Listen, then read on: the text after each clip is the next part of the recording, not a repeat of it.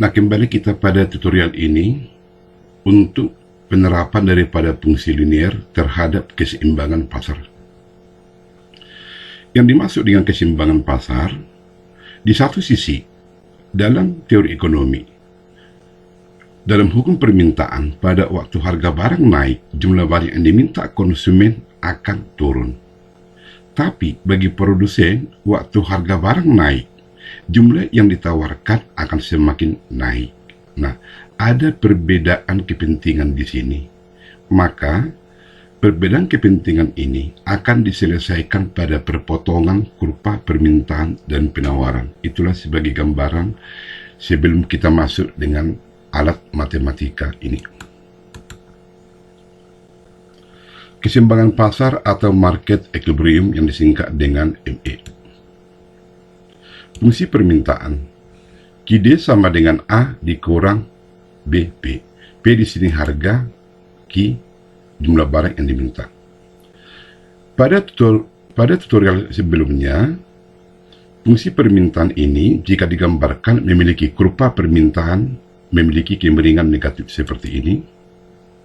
Sementara fungsi penawaran memiliki koefisien yang positif. Artinya hubungan antara harga sama kuantiti adalah hubungan yang searah. Dan jika digambarkan akan memiliki bentuk kurva penawaran seperti ini.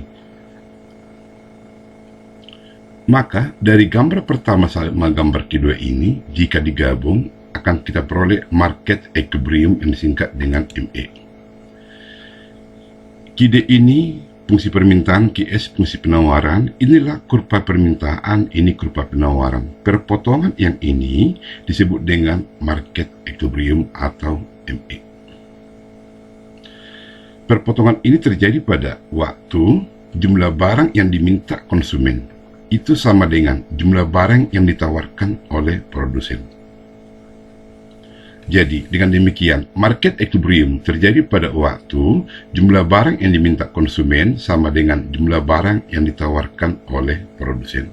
Inilah syarat keseimbangan dalam pasar.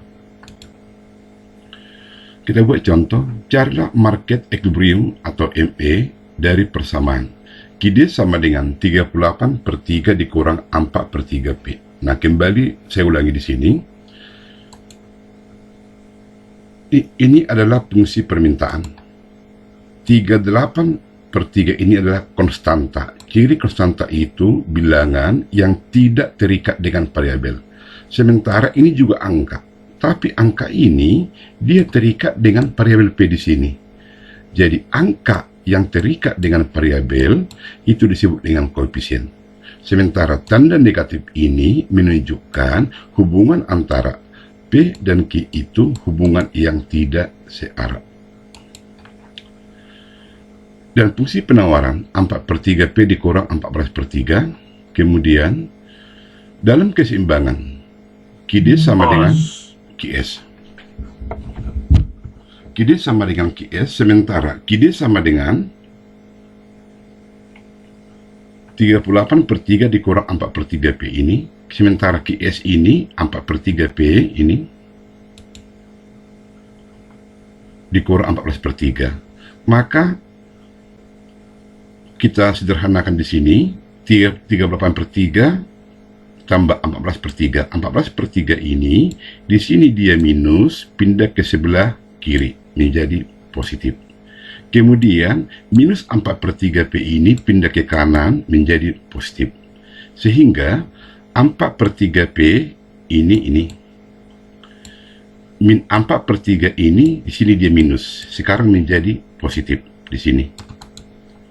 Maka dengan demikian jika disederhanakan, ya, karena ini sama, penyebut sama, kita tinggal menjumlahkan ini 38 tambah 14 52, ini juga sama, ya, penyebut sama, maka 4P tambah 4P sama dengan 8P, sehingga 52 sama dengan 8P. Maka dengan demikian P itu sama dengan 6,5. Artinya dalam keseimbangan harga itu terjadi pada waktu 6,5. Sekarang jika kita substitusikan atau masukkan nilai P 6,5 ini ke fungsi permintaan, ini fungsi permintaan. Kita ganti P ini dengan 6,5 dengan tujuan mencari jumlah barang yang diminta. Maka yang P ini kita ganti 6,5 sehingga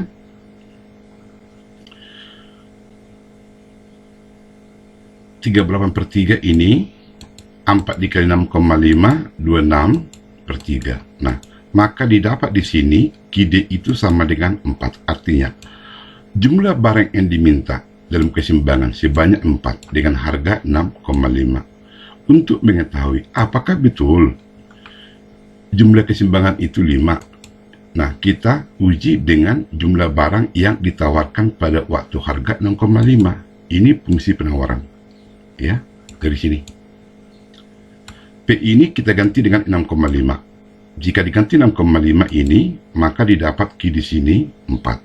Ternyata hasil sama. Jadi, dalam keseimbangan ME terjadi pada waktu, ya, jumlah barang 4, harga 6,5. Jadi, saya ulangi di sini, keseimbangan terjadi pada waktu jumlah barang 4, harga 6,5. Jika kita gambar, kembali saya ingatkan di sini, langkah-langkah menggambar fungsi linear. Ini fungsi permintaan, ya. Fungsi ini adalah fungsi linear karena pangkat tertinggi di sini adalah 1. Nah, kita berikan 0 untuk P dan 0 untuk QD. Jika QD ini sama dengan 0, ini 0, maka persamaan ini menjadi seperti ini. Ini 0 dia, ini 0. Ya. Sehingga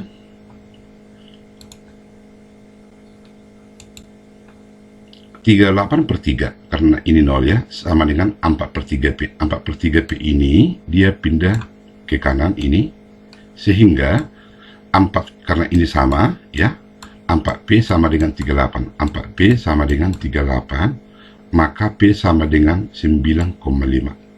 Ya. Artinya di sini pada waktu QD itu sama dengan 0, waktu QD ini sama dengan 0, maka harga itu P itu 9,5. Waktu Q sama dengan 0, P sama dengan 9,5. Dapat 1 titik. Nah, sekarang tadi untuk Q sudah kita berikan 0, sekarang untuk P sama dengan 0. Jadi, fungsi permintaan ini, P ini kita berikan 0. Jika ini 0, maka QD sama dengan 38/3 atau 12,67. Artinya di sini pada waktu P itu sama dengan 0, pada waktu P sama dengan 0, waktu P ini sama dengan 0, ya, waktu P ini sama dengan 0, maka QI itu sama dengan 12,67.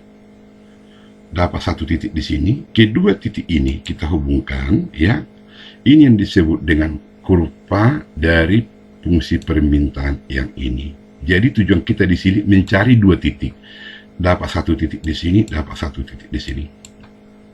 Inilah cara menggambar daripada fungsi permintaan. Nah, sekarang kita menggambar fungsi penawaran. Sama, kita berikan 0 untuk P sama untuk Q. Sekarang pertama kita berikan untuk Q sama dengan 0. Jika ini 0, ya, ini 0, maka 4/3P dikurang 14/3, sehingga 4/3P ini pindah ke kanan menjadi 14/3 positif, sehingga ini sama, maka P sama dengan 14/4 atau P sama dengan 3,5, ya. P sama dengan 3,5. Artinya di sini pada waktu Q sama dengan 0, ya, pada waktu Q ini sama dengan 0, di sini P ini Q, waktu Q ini sama dengan 0,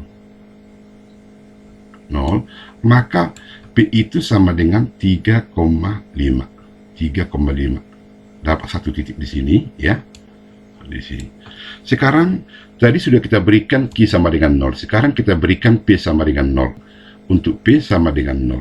Jika P sama dengan 0, fungsi penawaran ini, P di sini kita ganti dengan 0, sehingga Q S sama dengan 4/3 dikali 0 dikurang 14/3. Nah, maka QS itu sama dengan, karena ini 0, min 14 per 3 atau sama dengan min 4,67. Artinya di sini pada waktu P sama dengan 0, waktu P ini sama dengan 0, ya. Waktu P sama dengan 0, maka Q sama dengan min 4,67. Dapat satu titik di sini lagi, tadi sudah dapat di sini. Kedua titik ini kita hubungkan, inilah yang disebut dengan kurva penawaran dengan fungsi ini. Nah, jika kita gabung kurva pertama sama kurva kedua, ini tadi kurva permintaan, ini kurva permintaan dengan fungsi ini. Kemudian, ini kurva penawaran dengan fungsi penawaran yang ini. Dan keseimbangan terjadi pada waktu kuantiti sebanyak 4 dan harga 6,5. Harga 6,5. Inilah keseimbangan dengan fungsi permintaan penawaran yang tadi.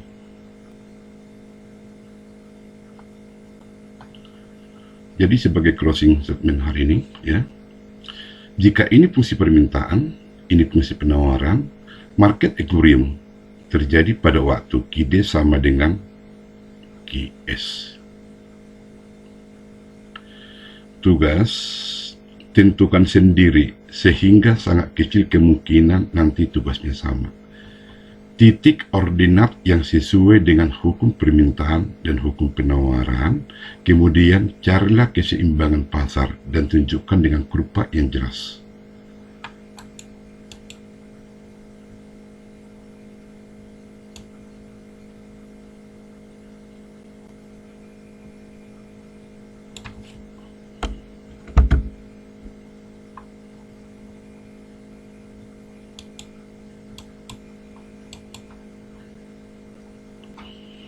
Sebagai closing statement, fungsi permintaan ini fungsi penawaran, keseimbangan terjadi pada waktu QD sama dengan QS. Tugas, tentukan sendiri sehingga sangat kecil kemungkinan tugasnya sama. Titik ordinat yang sesuai dengan hukum permintaan dan hukum penawaran, kemudian carilah keseimbangan pasar dan tunjukkan dengan kurva yang jelas. Dikirim by email. Maaf, ini dikirim ya. Jangan lupa, jika bermanfaat, silakan di-subscribe. Jika betul-betul sangat bermanfaat untuk Anda, doa saya untuk keberhasilan Anda di matematika ini sehingga istilah matilah kita itu tidak pernah ada. Sekian dan terima